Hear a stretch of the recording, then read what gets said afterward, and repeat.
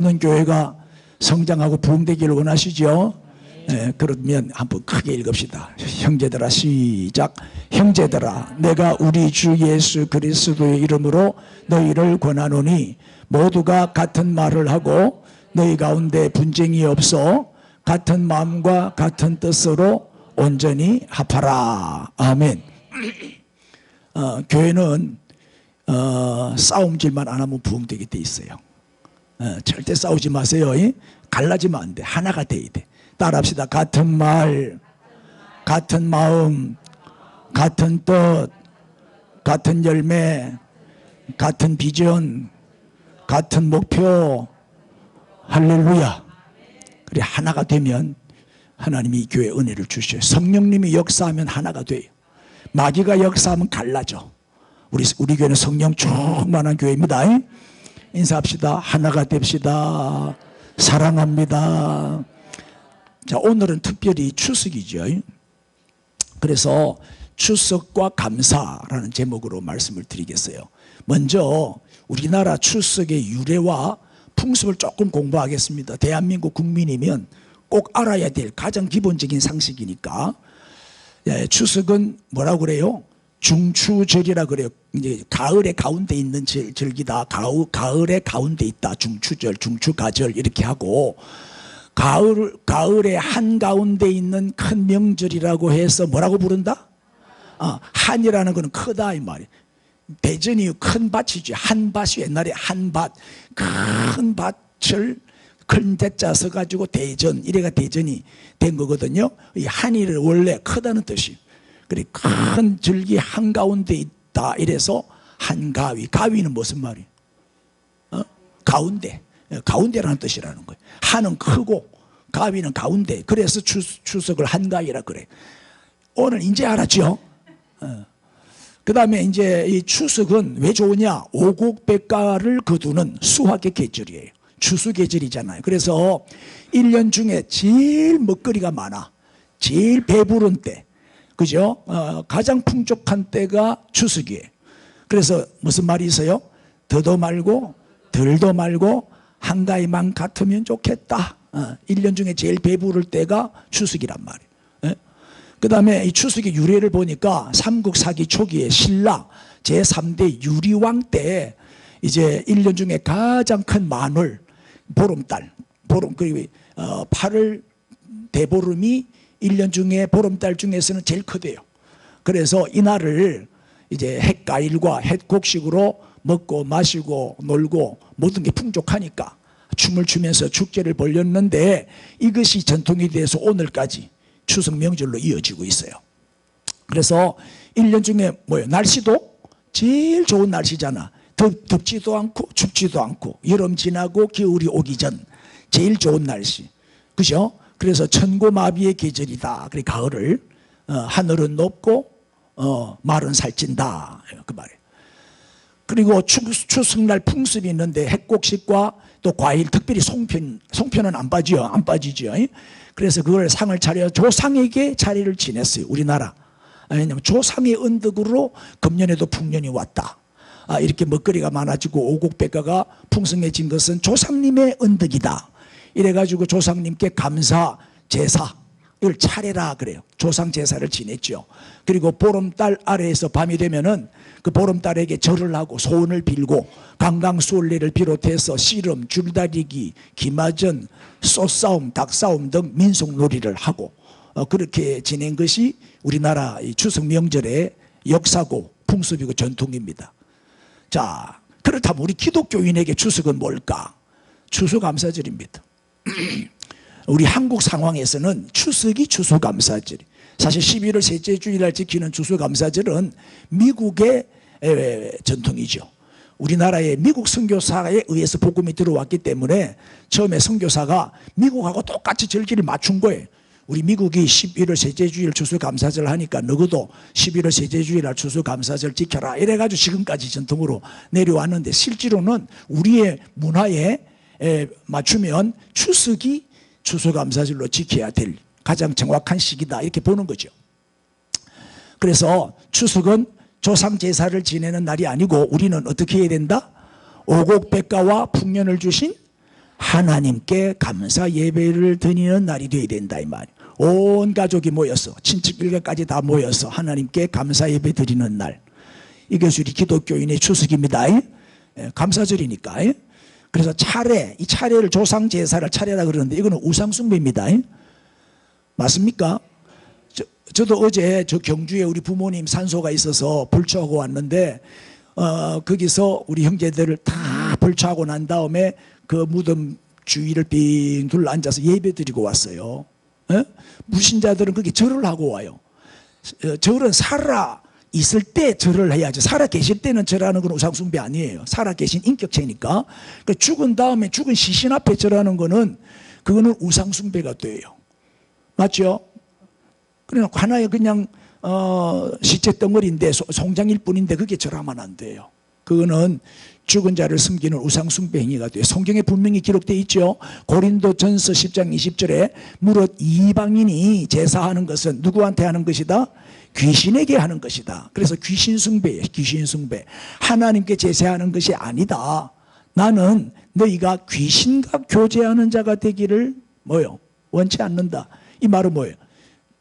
제사 지내는 거는 누구와 교제하는 것이다? 귀신과 교제하는 것이다. 제사 음식을 먹는 것은 귀신과 교제하는 것이다. 이 음식만큼 좋은 교제가 없잖아요. 그래서 제사 음식, 우상 숭배한 음식은 먹어도 안 되고 또 제사에게 절해도 안 되고 목에 칼이 들어와도 순교의 신앙을 가지고 지켜야 돼요. 이건 영적 싸움이기 때문에. 할렐루야. 자, 불신자와 우리 기독교인의 차이가 뭐예요? 불신자들은 살아계실 때는 구박하고 천대하고 뒷방에 처박아 놓고 빨리 병들어 죽게 해요. 살아계실 때는 불효하더라고 대부분. 그런데 딱 돌아가시고 나면 상다리가 부러지도록 제사상을 차리고 돼지 잡고 소 잡고 잔치를 열고 난리가 나요. 사람이 딱 죽고 나면 왜? 살아있을 때는 늙고 병들었기 때문에 무능했지만 딱 죽고 나면 신이 되니까 강해지니까 능력이 있으니까 죽은 조상신을 잘 섬겨야 복 받는 줄 알고 죽고 나면은 잘 섬겨요. 이게 얼마나 잘못된 신앙입니까? 종교가 잘못되면 우리 인생이 잘못되는 거예요. 우리 기독교는 죽은 다음에 효도하면 안 돼요. 언제 효도해야 돼요? 살아 계실 때 효도해야 돼요. 살아있을 때 잘해라. 살아있을 때 잘해. 죽고 난 다음에는 아무리 단식해봐야 소용없어. 어제 저도 불초하고 난 다음에 내가 살아계실 때 더 자주 찾아뵙지 못했던 게 그렇게 후회가 되고 마음이 아프더라고요. 그리고 회개하고 왔어요. 우리 아이들 보고는 자주 오라고 말해야 되겠다. 그게 늘 마음이 걸리다. 멀리 있다 보니까 목회하느라 바쁘다 보니까 저 명절 때 아니면 못 가는 거예요. 1년에 한두 번, 두세 번 그 정도로 불효를 했으니 그 마음이 무너지더라고요. 여러분 살아계실 때 잘하세요. 우리 기독교는 살아계실 때 효도하고 그 영혼을 천국으로 인도하는 것이 최고의 효도예요. 지금 천국에 잘 계시는데 죽은 다음에 잘할 필요가 없어요. 우리끼리 잘 살면 돼요. 지금 천국에서 온갖 부귀영화 다 누리고 계시는데. 할렐루야. 자, 가장 우리가 십계명을 내 예배 시간마다 낭독을 합니다만은 그 중에서 제일 크고 무서운 죄가 무슨 죄입니까? 우상숭배죄라고. 우상숭배죄. 출애굽기 20장이 이제 십계명장인데 거기 보면 그것들에게 우상이죠. 우상에게 뭐하지 말고 절하지 말고 또 우상을 뭐하지 말라? 섬기지 말라. 내 하나님 여호와는 어떤 하나님? 시기 질투가 아주 심하셔요. 우리 하나님은 질투가 심해요. 나를 미워하는 자의 죄를 반드시 갚는데 언제까지 갚는다고요? 아버지로부터 아들에게로 몇 대? 3, 4대까지 이르게 하거니와 나를 사랑하고 내 계명을 지키는 자에게는 몇 대까지? 1000대까지 은혜를 베푸느니라. 왜 저주는 3, 4대만 해요? 3, 4대만 저주하면 씨가 말라버려요. 그 가문은 거들나버린다 이 말이에요. 대가 끊어지고 그 가문은 이 땅에서 없어져 버려요. 무서운 죄죠. 무서운 벌이죠. 그리고 우상숭배하면 그 자손이 잘 될 수가 없어요. 요새 텔레비에 우상 자녀들이 막 뜨더라고. 오래 못 갑니다. 내가 예언합니다. 절대 오래 못 가요. 이 세상은 마귀가 다스리기 때문에 이 세상이 아무리 잘 먹고 잘 사는 거 부러워하지 마세요. 악인의 번영은 잠깐이요. 영적으로 성공해야만 성공한 사람이에요. 그것이 영원히 가는 거지. 할렐루야. 자, 천대까지 복받는 가문이 되십시다. 출애굽기 23장 13절에는 다른 신들의 이름은 뭐 하지도 말아라, 부르지도 말고 내 입에서 어떻게 들리게도 하지 마라, 언급도 하지 마라. 이 호세아 13장 4절에는 나 밖에는, 여호와 밖에는 시작, 네가 다른 신을 알지 말라. 다른 신은 알려고도 하지 마라. 여러분, 이단 공부하지 마세요. 이단 공부하면 이단에 빠지게 돼. 신천지 공부하지 마. 가면 공부하다 보면 나도 모르게 빠지게 돼. 그 미혹의 힘이 강하게 역사하거든. 거기에 다른 신은 알려고도 하지 말고 우리는 예수님만 알면 돼. 하나님만 잘생기면 돼요. 아멘. 그 다음 읽으세요. 시작. 나 외에는 구원자가 없느니라. 천하 인간의 예수 외에는 구원 얻을 만한 이름을 주신 일이 없다 그랬어요. 예수님은 오직 유일한 구원자의 심을 믿습니다. 자, 시편, 그래서 반대로 시편 144편 15절에 시작. 여호와를 자기 하나님으로 삼는 백성은 복이 있도다. 우상 숭배하면 저주받지만, 조상 제사 지내고 귀신 섬기면, 귀신과 교제하면 저주받지만, 하나님 여호와를 나의 하나님으로 삼는 그 나라는, 그 백성은, 그 가정은, 그 교회는, 그 성도는 복을 받는 거예요. 예? 오늘 다 축복의 사람이 되어 돌아갈 수 있기를 바랍니다. 자, 오늘 본문 말씀을 보겠습니다. 뭐가 믿음인지 오늘 본문을 통해서 찾아야 돼요. 골로새 3장 15절에 그리스도의 뭐가 평강이 내 마음을 주장하게 하라. 너희는 뭘 위하여? 평강을 위하여 부르심을 받았대요. 그리고 요한복음 14장 1절에는 마음에 마지 말라, 근심하지 말라. 그리고 하신 말씀이 뭐예요? 하나님을 믿어라, 또 나 예수를 믿어라. 아멘. 요한복음 14장 27절에는 뭘 끼치노니? 평안을 끼치노니 나의 평안을 너희에게 주는데 내가 주는 평안은 세상이 주는 평안과 같지 않다. 돈이 주는, 명예가 주는, 권력이 주는, 세상 쾌락이 주는 그 평안과 같지 않다. 너희는 마음에 뭐도 하지 마라, 근심도 하지 말고 두려워하지도 말라. 자, 여기서 내가 빨간 글씨로 표시한 글자만 한번 읽어보세요. 뭐가 있죠? 평강, 또 근심, 또 두려움. 예. 이거 없애는 게 믿음이요. 자, 우리가 예수님을 믿으면, 하나님을 마음에 모시고 살면 뭐가 없어져? 근심이 없어지고, 걱정이 없어지고, 두려움이 없어지고, 뭐가 임한다? 평강이 임한다 이 말이야. 평강이 임한다. 내 마음이 그렇게 편안할 수가 없어. 불면증 걸린 사람 나 이해를 할 수가 없어. 왜 우울증이 걸려? 그 속에 예수가 없는 거야. 예수가 있으면요, 그렇게 행복하고 편안하고 걱정, 두려움, 불안, 미래에 대한 불안도 전혀 없어요. 그렇게 편안할 수 없어. 내 별명이 대자요, 대자. 대따 하면 잔다 이 말이야. 너무 편안해. 그 우리 집사람이 나보고 바보 같대. 또 멍청이 같대. 이렇게 스트레스가 많은데도 스트레스를 안 받고 히히 웃고 잘 자는 거 보면 신기하대. 이게 믿음입니다. 맞습니까? 믿음 좋은 사람의 특징입니다, 이게. 그런데 보세요. 평강보다도 더 성숙한 믿음이 무슨 믿음이다? 감사하는 믿음입니다. 내 마음이 평안한 것보다도 더 큰 믿음, 더 성숙한 최고의 절정의 믿음이 뭐냐? 이게 감사하는 믿음이라. 추석은 뭐 하는 날이라고요? 하나님께 감사하는 날이다. 아시겠어요? 그래서 오늘 감사에 대한 공부를 좀 하겠습니다. 아까 읽었죠? 그리스도의 평강이 너희 마음을 주장하게 하라. 그 다음에 주신 말씀이 뭐예요? 너희는 또한 뭐가 되라? 감사하는 자가 되라. 또 16절에도 시와 찬송과 신령한 노래를 부르며 무슨 마음으로? 감사하는 마음으로 하나님을 찬양하라. 여러분, 하나님을 찬양하면서 불평하는 사람은 내가 본 적이 없으니 하나도 없어요. 절대 없어요. 찬양하는 사람은 하나님께 감사하는 사람이에요. 하나님께 감사하는 마음이 있을 때 찬양이 열리는 거예요. 여러분, 하루에 7번씩 내가 찬양하리다, 다윗의 고백처럼 찬양하세요. 우리 교회는 예배 시간마다 찬송을 7번 이상 불러요. 찬양을 많이 부르는단 말이에요. 얼마나 좋은지 몰라요. 17절에 또 무엇을 하든지 말에나 이래나 다 주 예수의 이름으로 하고, 그 다음에 시작. 그를 힘입어 하나님 아버지께 감사하라. 이 뭐예요? 말에나 이래나 뭐예요? 범사에 어떤 경우에도 감사만 해라, 그 말이죠. 최고의 신앙은 무슨 신앙이다? 감사하는 신앙이다. 아멘. 헬렌 켈러 아시죠? 미국의 작가고 교육자고 사회주의 운동가고 정치 참여가인데 대단한 인물이죠. 이분이 박사학위가 3개나 있고요, 독일어를 비롯해서 5개 언어를 능통하게 구사한대요. 그런데 이 사람이 어떤 사람이에요? 삼중고 장애인이에요. 무슨 얘기예요? 시각장애인, 앞을 못 봐요. 맹인이에요, 맹인. 청각장애예요, 못 들어요, 기머거리예요. 언어장애예요, 말 못해요, 벙어리예요. 이래서 삼중고 장애인이라고. 이 헬렌 켈러를 이렇게 위대한 인물로 만들어낸 선생님이 누구죠? 슬리반 선생님. 이 슬리반 선생님의 희생과 헌신을 통해서 세계 최초의 시청각 장애인 중에서 최초 대학을 졸업하고 학사 학위를 받아요. 하버드 대학에 있는 레드 클리프 대학을 아주 우수한 성적으로 졸업을 했대요. 그리고 책도 수도 없이 많이 저술해냈어요. 88세까지 장수했어요. 장애인들에게 큰 위로와 희망을 준 사람이에요. 이 헬렌 켈러가 보세요, 어떤 사람이냐, 이런 글을 썼어요. 3일 동안만 볼 수 있다면. 글을 썼는데 이런 내용이에요. 첫째 날은, 내가 눈을 뜨게 되면 첫째 날은 나를 가르쳐 주신 슬리반 선생님하고 그리고 부모님하고 나를 사랑하는 이들의 얼굴을 보고 아름다운 꽃과 빛나는 노을을 보고 싶다.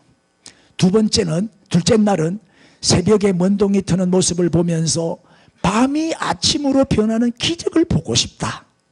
셋째 날은 사람들이 오가는 평범한 거리, 활기찬 거리를 보고 싶다. 그리고 사흘간 눈을 뜨게 해주신 하나님께 감사 기도를 드릴 것이다. 그러면서 뭐라고 말했어요? 단언컨대 본다는 것은 가장 큰 축복이다. 헬렌 켈러는 3일만 볼 수 있다면 이것이 헬렌 켈러의 소원이었어요. 세 가지 소원. 3일만 볼 수 있다면 이것이 헬렌 켈러의 소원이었다고. 그런데 우리는 헬렌 켈러의 이 세 가지 소원이 우리에게는 날마다 이루어지고 있어요. 날마다 이루어지고 있다니까. 쳐다보고 그래도 불평할래. 시작. 감사거리가 넘치지요. 얼마나 우리는 감사의 삶을 살아야 될 사람입니까? 헬렌 켈러는 저 악조건 가운데서도 저렇게 승리했는데, 누군가는 지금 이렇게 기도하고 있다는 사실을 기억하십시오. 자, 보세요. 읽으세요. 시작. 더 큰 복을 바라지 않겠습니다. 시작. 말할 수만 있다면 더 큰 복을 바라지 않겠습니다. 시작. 볼 수만 있다면 더 큰 복을 바라지 않겠습니다. 시작. 걸을 수만 있다면 더 큰 복을 바라지 않겠습니다. 시작. 숨 쉴 수만 있다면 더 큰 복을 바라지 않겠습니다. 여러분, 산소호흡기 꽂고 있는 사람들 그거 하루에 얼마인 줄 아세요? 우리는 공짜로 숨 쉬고 있잖아요. 시작. 일할 수만 있다면 더 큰 복을 바라지 않겠습니다. 정년 딱 퇴직하고 나면요, 사람이 막 갑자기 약해지고 늙고 병들어 죽어버려요. 왜? 일이 없거든. 일거리가 없으면 최고의 축복은 일하는 축복이에요. 일을 해야 돼. 일이 없으면 일을 만들면 돼. 아멘. 그래서 저도 다시 또 개척, 이 나이에 다시 개척 시작했잖아. 일하려고. 그것도 주에 일하려고. 앞으로 뭐 많이도 말고 한 20년만 더 하려고. 20년. 뭐 좀 불만적인 눈으로 쳐다봐. 아, 그때까지 봐야 되나 이런. 야, 목사님보다 내가 먼저 죽겠네 이라고 하니. 그것도 하나님 허락하셔야 되는 거지. 내 소원이다 이 말. 자, 보세요. 시작. 누군가의 간절한 소원을 우리는 다 이루고 우리는 이 모든 복을 다 누리고 있잖아요 지금. 또 보세요. 여러분, 감옥과 수도원의 차이가 뭘까요? 감옥은 억울하다, 분하다, 원통하다, 누구 때문에 들어왔다, 불평하는 장소예요. 내 원망하고 나가기만 해라, 복수할 거다, 막 이렇게 이렇게 스트레스 받고. 감옥에 갔다 나온 사람 치고 교화대에 나온 사람 별로 없어요. 더 큰 도둑놈이대가 나오고 더 큰 사기꾼이대가 나오고 감옥에서 더 범죄 기술을 익혀갖고 나와. 그리고 감옥은 지옥이라, 지옥. 내 불평하니까, 누구 때문이라고 하면서 자꾸 원망하는 곳이니까. 그런데 수도원은 어떤 곳이에요? 수도원은 겉으로 보면 감옥과 수도원이 똑같아요. 자유가 없어요. 한번 들어가면 못 나와요. 지금 우리나라도 수도원이 하나씩 만들어지고 있어요. 거기 들어가면 죽을 때까지 못 나와요. 그리고 수도원은 잡혀 들어가는 게 아니고 내가 자원해서 들어가는 곳이에요. 경건 훈련하는 곳이에요. 아멘. 내가 원해서 들어가는 곳이야. 그러면 수도원에 한번 들어가면 자유가 없어. 못 나와. 딱 시간 지켜야 돼. 아침 일어나는 시간, 잠자는 시간, 성경 읽는 시간, 기도하는 시간, 작업하는 시간. 그런데 그 안에서 너무 행복한 거야. 너무 감사한 거야. 늘 기쁨이 충만하고 늘 예배드리고 찬양하니까 천국이야, 천국. 똑같이 갇혀 있는데, 감옥도 수도원도 똑같이 갇혀 있는데, 불평하는 감옥은 지옥이고 감사하는 수도원은 천국이다. 아멘. 자, 미국이 세계에서 제일 축복받는 가장 강대국이 된 이유가 있어요. 소련의 스기장 후르시초프가 한 말인데, 이 후르시초프가 뭐라고 말한 줄 아세요? 미국이 세계에서 가장 부강한 이유를 자기가 체험한 결과 발견했다는 거예요. 그 비결이 뭐냐 그랬더니 땡큐, 땡큐를 가장 많이 말하는 나라다 이게. 입만 열면 땡큐 한다 이게. 미국 사람들이 제일 많이 쓰는 단어가 뭐예요? 땡큐, 땡큐. 우리나라 사람이 제일 많이 쓰는 단어는 뭘까요? 빨리, 빨리. 그래, 어제도 우리 형제들을 만났는데 우리 형님이 주식 해가지고 소리 좀 봤다면 주식 얘기를 꺼내더라고. 하면서 그러는 거예요. 주식이라는 거는 사고팔고 사고팔고 하면 반드시 망하게 되어 있다. 딱 넣어놓고 20년 30년 동안 딱 덮어놔야 된다. 그러면 100배 200배 올라가 있다. 반드시 돈 버는 거다. 그래서 내보고 주식 강의를 하더라고. 그래서 그러면서 한다는 말이 목사는 주식하지 마라 그러더라고. 보세요. 미국이 왜 저리 축복을 받을까요? 거절할 때도 뭐라고 거절해요? 영어 잘하시는 분. 거절할 영어 우리 교회에서 영어 제일 잘하는 분이 누구요? 황 집사님 이제 거절할 때도 뭐라고 말해요? 그럼요. 봐라 내가 물어보면 다 알잖아. 거절할 때도 no thank you 이란다니까. 거절할 때도 땡큐를 쓴다니까 이 나라 이 사람들은. 이제 알았어요. 축복받는 비결은 간단해요. 빨리 쳐다봐 빨리 쳐다봐. 땡큐 땡큐 땡큐. 무조건 땡큐 하는 거예요. 할렐루야. 거절할 때도 어떻게 하라고? 시작. No thank you. 후르시초프가 한 말이에요. 땡큐를 가장 많이 말하기 때문이다. 정확하게 본 거지. 자, 성경을 봅시다. 시편 50편 22절. 하나님을 잊어버린 너희여 이제 이를 생각하라. 그렇지 아니하면 내가 너희를 어떻게 하겠다? 찌저리니 건질 자 없으리라. 이 무슨 얘기예요? 하나님을 잊어버렸다는 얘기는 뭐예요? 잊어버리는 게 뭐예요? 여러분 감사가 뭐예요? 기억하는 게 감사잖아요. think에서 thank가 나왔잖아요. 아멘. 하나님을 기억할 때 우리는 그 은혜를 기억할 때 감사하는 자가 되는 거예요. 근데 하나님을 잊어버리니까 원망 불평밖에 더 하겠어요? 늘 비교 상대적인 박탈감을 가지고 열등감에 빠지고 늘 비교하고 불평하며 살게 되는 거야. 이런 하나님을 잊어버리고 감사할 줄 모르는 자는 내가 찢어버리겠다. 건질 자가 없다. 얼마나 무서운 말씀이요. 그러나 읽으세요. 시작. 감사로 제사를 드리는 자가 나를 영화롭게 하나니 그의 행위를 옳게 하는 자에게 내가 하나님의 구원을 보이리라. 아멘. 옳은 행위가 뭐예요? 뭐가 옳은 행위예요?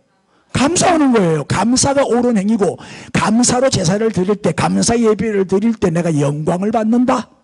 하나님이 영광을 받으시면 그 다음에는 은혜가 임하고 축복이 오는 거예요. 할렐루야. 나를 기쁘게 하는 자녀들이 있는데 나를 기쁘게 해봐. 얼마나 내가 더 잘해줘. 나를 화나게 해봐. 줄 것도 안 주지. 안 그래요? 감사도 단계가 있더라고요. 이제 1단계가 뭐냐 하면 무슨 감사? 조건부 if에 감사해. 조건부 감사. 하나님 내한테 이렇게 해주시면 이렇게 할게요. 이 조건부예요. 축복해 주시면 뭐 살려주시면 부자 만들어 주시면 우리 아들 대학 합격시켜 주시면 노처녀 된 우리 딸내미 시집 보내주시면 내가 열심히 헌금도 하고 11조도 하고 감사헌금도 할게요. 조건부 감사 제 1단계. 이걸 제일 아이신앙 제일 저질신앙이라 그래. 이 미숙한 신앙이죠. 우리 교회는 미숙이가 없어서 참 감사해요. 성숙이만 있어요. 2단계는 무슨 감사? 때문에 because 때문에 감사. 이렇게 해주셨기 때문에 감사합니다. 이런 은혜를 주셨기 때문에 감사합니다. 그렇게 좋은 일이 없으면 감사도 안 해. 좋은 일이 있어야만 때문에 감사하는 거야. 그러나 가장 성숙한 감사는 3번째 3단계 감사. 시작. 그럼에도 불구하고의 감사. 하나님 안 해주셔도 돼요. 나는 하나님만 있으면 돼요. 나는 주님 한 분만으로 행복해요. 나 합격 안 해도 되고 병 회복 안 돼도 돼요. 나 아파도 괜찮아요. 나 가난해도 괜찮아요. 주님만 있으면 돼요. 나는 주님만 있으면 너무너무 행복해요. 이게 진짜 감사다 이 말. 감사할 수 없을 때 감사. 위기가 왔는데 고난이 왔는데도 감사하는 사람. 그럼에도 불구하고 감사. 이거를 뭐라고 그래? 전천후 감사라 그래. 1년 365일 4계절 항상 감사하는 거예요.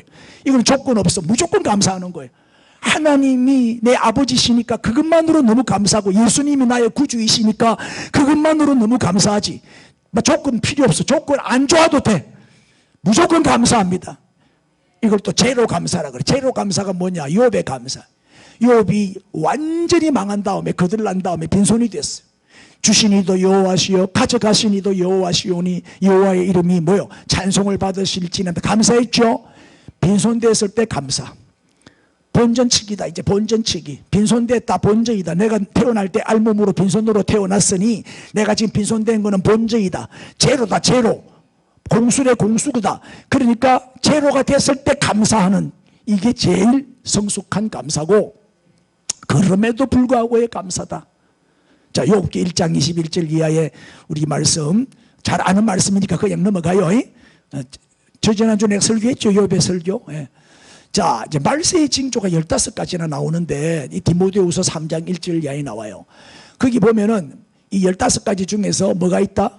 감사하지 아니하며. 이게 말세의 징조는 말세가 되면 사람이 자기밖에 모르고 이기적이 되고 남을 무시하게 되고 배려심이 없어지고 그렇게 사람이 악해져요. 이게 말세의 현상이에요. 요새 감사가 없잖아요. 감사가. 그죠? 이 얼굴도 보면은요, 불평을 많이 하는 사람은 이 입가의 주름이 밑으로 쳐져요. 감사를 많이 하는 사람은요, 입가의 주름이 위로 올라가요. 이게 부자상이요. 부자상. 이 입꼬리가 위로 올라가는 사람은 다 부자가 된대요. 그 입꼬리가 처지면 다 빌어먹는데요. 점검해 보세요. 쳐다봐 주세요. 좀 마스크를 쓰고 있으니 알 수가 있나? 이걸 올리세요. 이 올리는 방법은 뭐다? 감사합니다 하면서 웃으면 돼요.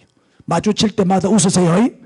웃으면 입꼬리가 위로 올라가. 그런데 불평하고 원망하고 미워하고 중상모략하고 험담하고 늘 화가 나 있으면 분노가 차 있으면 이게 꼬리가 처지게 돼 있어요. 그러면 아무도 좋아하지 않아요. 웃는 얼굴에 돈도 달라붙어요. 웃으면 복이 와요. 감사할 때 축복이 따라오더라고. 자, 그냥 넘어갑시다.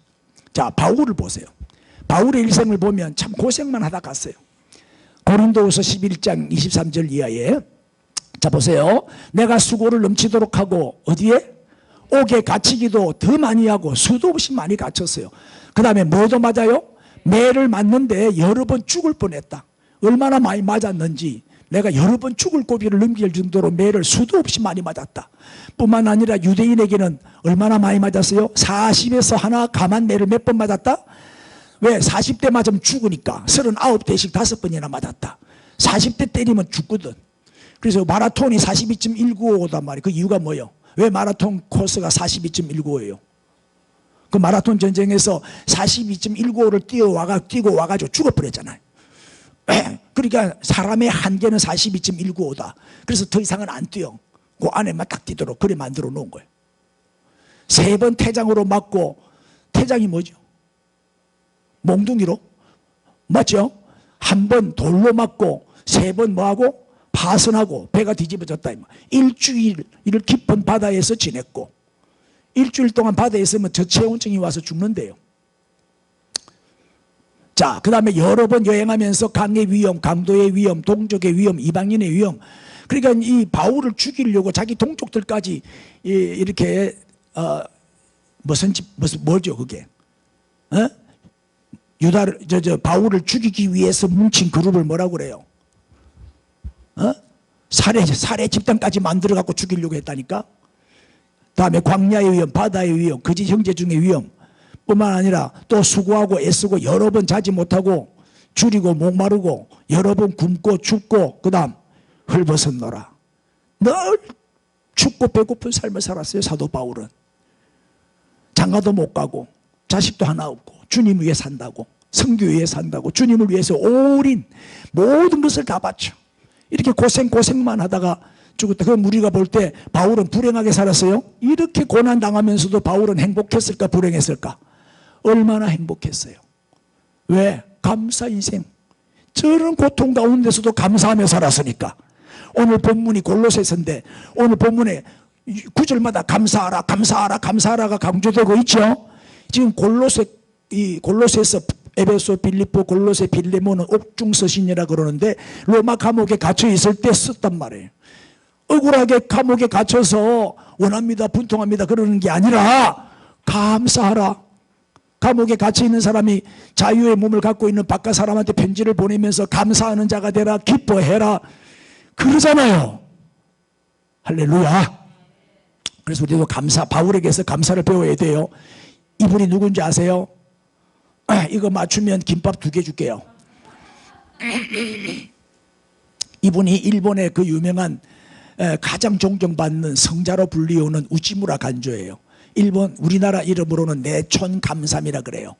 근데 이분이 이제 한 말인데 이분 참 대단한 분입니다. 이분이 선 전집이 한 20권쯤 되고 로마서 강의한 거는요 최고로 인정할 정도로 이 우치무라 간조의 책이 좋은 책인데 이분이 이제 지금 1930년도에 죽었으니까 우리 일제강점기 때 아니에요. 미국 유학 가서 공부하고 일본에 들어와 보니까 거기서 이제 이분은 목사가 아니에요. 평신도 신학자예요.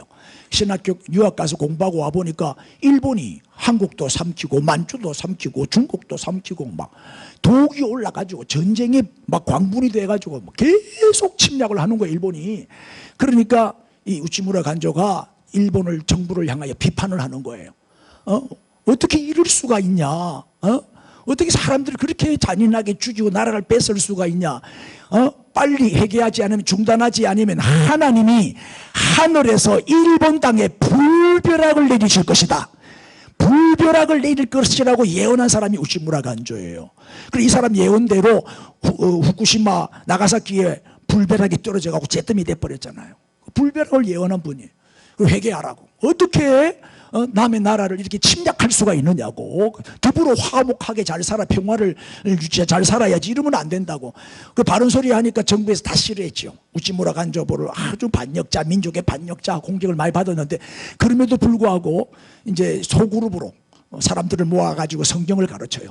성경 공부를 하는데 그분들이 다 일본의 영적 거장들이 다 된 거예요. 일본의 가장 큰 영적 영향력을 끼친 인물이 우치무라 간조예요. 좀 문제도 있지만 내가 좋은 점만 얘기했어요. 그래야 나도 복을 받으니까. 단점도 있기는 있어요. 그거는 지적 안 할 거예요. 좋은 것만 얘기해야지. 자 보세요. 그분이 한 말입니다. 하나님이 인간을 저주하실 때는 질병과 저주와 죽음으로 저주하는 게 아니더라. 그 다음 시작. 감사를 못하도록 불평하는 마음으로 저주하신 이런 말을 남겼어요. 그러니까 불평은 무슨 마음이다?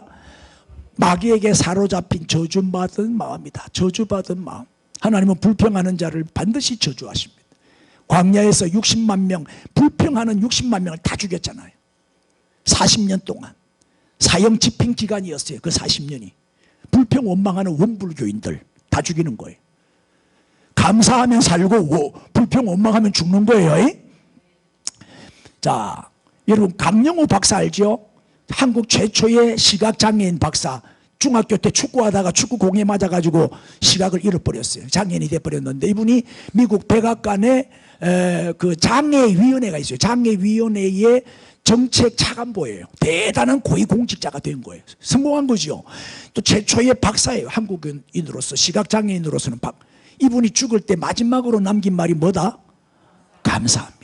내 일생을 해고 볼 때 너무너무 모든 것이 감사합니다. 하나님께 감사하고 아내에게 감사하고 아이들에게 감사하고 모든 분들에게 감사합니다 하고 마지막 숨을 거두었어요.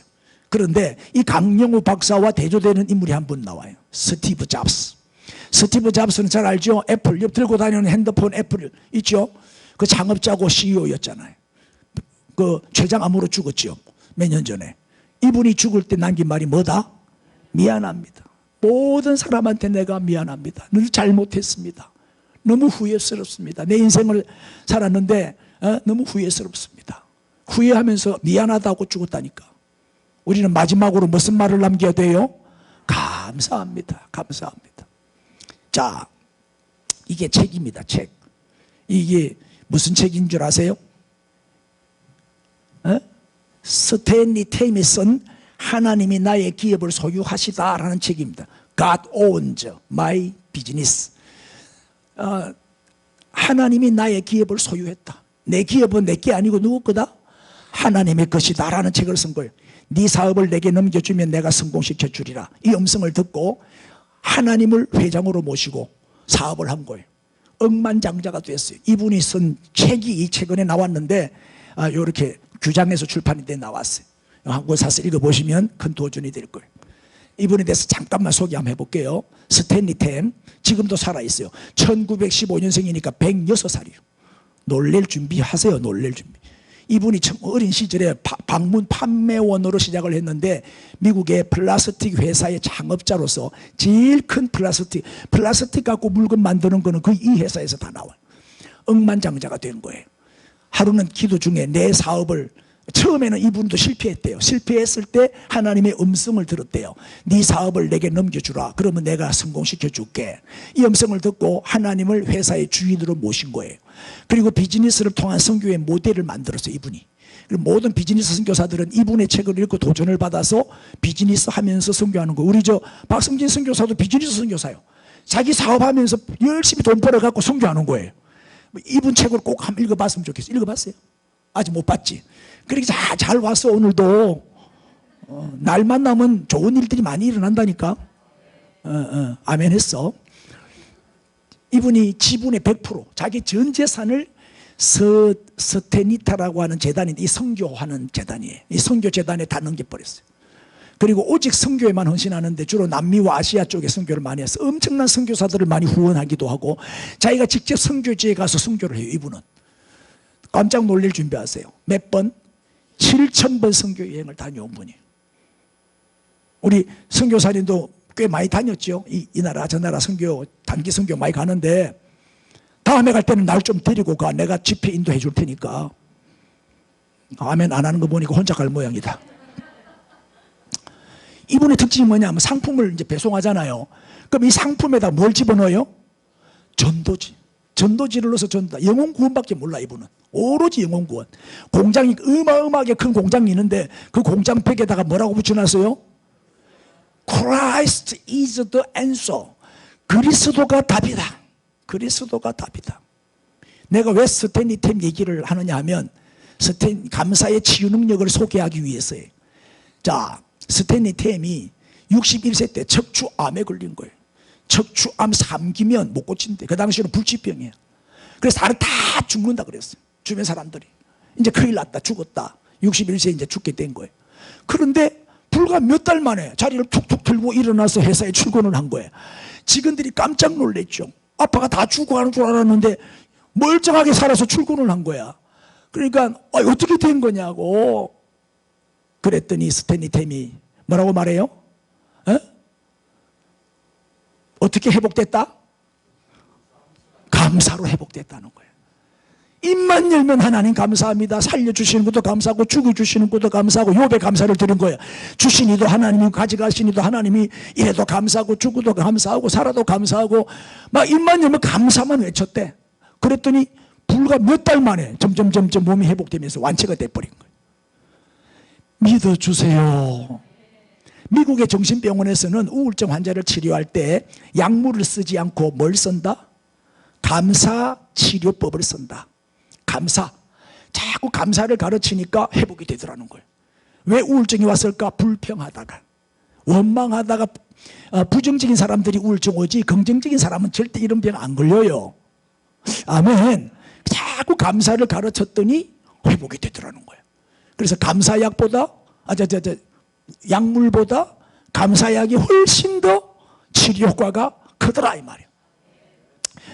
가와카미 기이치라고 하는 일본 해군 장교가 있는데 이분은 이제 제2차 세계대전에 참전했던 용사인데 9.4일생으로 살아가지고 집에 돌아왔어요. 돌아왔는데 막 엉망이 됐잖아 나라가. 집도 엉망이고 너무 폐허가 돼 있으니까 내가 이렇게 고생하다 왔는데 이럴 수 있냐 하면서 이제 하나님을 원망하기를 시작하는 거예요. 내 짜증내고 성질 부리고 화를 내고 막 늘 불평하니까 점점 몸이 굳어지는 거예요.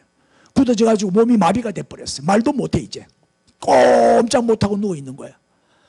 그래가지고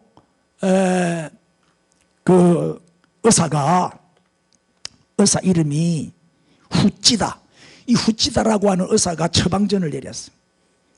네가 자꾸 짜증내고 화를 내고 원망하니까 이렇게 몸이 굳어졌으니 반대로 해라. 반대로. 이 몸이 풀리려면은 하루에 10,000번씩 감사합니다라고 외쳐라. 그렇게 처방전을 내렸어. 약이 없다 이거는. 그래서 이제 그 의사가 시키는 대로 감사합니다, 감사합니다, 감사합니다. 목이 쉬도록 하루에 10,000번씩 외쳤대. 그래가지고 깨끗하게 회복됐다는 거예요. 감사가 최고의 치료약이다. 아멘. 예? 그 다음에 자, 만병의 원인이 뭐라고요? 스트레스예요. 스트레스가 왜 와요? 예? 스트레스가 왜 올까? 마음의 상처라든지 또는 뭐요? 예? 원망하고 남을 미워하고 복수심, 미움 이런 것들 때문에 자꾸 스트레스가 많이 쌓이잖아요. 용서가 안 되니까. 용서가 안 되니까 스트레스가 돼. 용서에 뿌리면 스트레스도 없어지는데 그 다음에 욕심을 못 버리니까 자꾸 스트레스를 받잖아요. 이 스트레스를 이기는 비결이 뭐라고요? 감사다 이 말이야. 감사. 우리 기독교인이 불신자보다 평균 7년 더 오래 산대요. 그 이유가 뭘까요? 근데 예수 믿는다고 다 감사해요? 나는 감사하는 사람 별로 많이 못 봤는데 우리 교인들 빼놓고는 어때요? 매주일마다 예배 드리잖아요. 이 예배가 뭐예요? 감사 예배잖아요. 우리가 교회 와서 처음으로 드리는 기도가 뭐예요? 하나님 아버지 지난 한 주간도 지켜주셔서 감사합니다. 그래 해요 안 해요? 매주일마다 교회 와서 감사 예배를 드리잖아요. 감사 찬송을 부르잖아요. 불신자는 그게 없어요. 불신자는 감사가 없다니까. 예배를 안 드리니까. 그래서 매주일 교회에 출석하는 사람은 안 하는 사람에 비해서 몇 년 더 오래 산다? 7년. 기본이 그렇다 이 말이에요. 존 헨리 박사가 한 말이죠. 시작. 감사는 최고의 항암제요 해독제요 방부제다. 탈무드에 보면 이런 말이 있어요. 가장 행복한 사람은 어떤 사람이다? 감사하는 사람이다. 자, 감사의 치유 능력을 보세요. 자, 뭘 완화시킨다? 스트레스를 없애준다. 그 다음에 면역을 강화시켜준다. 그 다음에 내 몸의 에너지를 촉진시켜준다. 그 다음에 혈압을 정상으로 조절해준다. 고혈압은 낮추고 저혈압은 올리고. 그 다음에 뭐가 잘 된다? 소화가 잘 된다. 하여튼 끌끌하는 사람들은 무조건 감사하세요. 자꾸 원망 불평하니까 위장병 생기고 소화가 안 되고 그러지. 아멘. 자, 이제 로마서 8장 28절. 나는 이 말씀을 항상 이렇게 늘 묵상해요. 이 말씀으로 제가 힘을 참 많이 얻었어요. 우리가 알거니와 하나님을 사랑하는 자 곧 그의 뜻대로 부르심을 입은 자들에게는 시작. 모든 것이 합력하여 선을 이루느니라. 이 무슨 얘기요? 이 무슨 얘기야? 우리의 삶은 반드시 여러분 드라마를 보든 영화를 보든 끝에는 뭐요? 해피엔딩이잖아. 우리 인생은 해피엔딩으로 끝나게 되어 있어요. 전화위복에 하나님, 합력하여 선을 이루어 주시는 하나님, 끝에 가서는 더 잘되게 해주시는 하나님, 마지막에 웃게 해주시는 하나님. 해피엔딩이라니까 우리의 인생은. 왜 하나님은 그런데 우리에게 감사를 요구하실까요? 하나님 왜 우리에게 감사를 요구하실까요? 그래야 우리에게 복을 주실 수가 있어요. 불평하는 사람한테는 절대 하나님의 은혜를 주실 수가 없어요. 감사해야만 복을 주실 수가 있단 말이에요. 이 감사가 바로 뭐다? 축복의 그릇이잖아요. 축복의 그릇을 키우십시오. 감사하는 만큼 하나님이 복을 주시더라 이 말이에요. 복 주시려고 감사하라는 거예요. 자, 이제 단풍의 계절이 오는데 우리의 인생을 뭐로 물들이자? 감사로 우리의 인생을 물들이자. 자, 코로나 바이러스가 아니라 무슨 바이러스? 감사 바이러스를 뿌리고 감염시키자. 그 다음에 감사의 온도를 어떻게 하자? 냉랭해진 우리의 감사의 온도를 올려라. 뜨겁게 올려라. 자, 이제 따라합시다. 평생 감사, 절대 감사, 제로 감사, 범사 감사, 이 네 단어를 크게 벽에 붙여놓고 실천하십시오. 우리는 평생 감사의 사람이 되어야 돼요. 예? 그리고 따지지 말고 절대 감사해버려. 그냥 절대 따지지 말고 그럼에도 불구하고 감사하는 거예요. 제로 감사, 빈손이 돼도 감사해라. 아멘. 그리고 모든 경우에 모든 일에 우리는 감사하자. 그럴 때 축복의 문이 열리는 축복의 주인공이 되기를 우리 주님의 이름으로 축원합니다. 자, 우리 날 구원하신 주 찬양을 드리겠어요. 감사 찬양. 모든 것 주심 감사.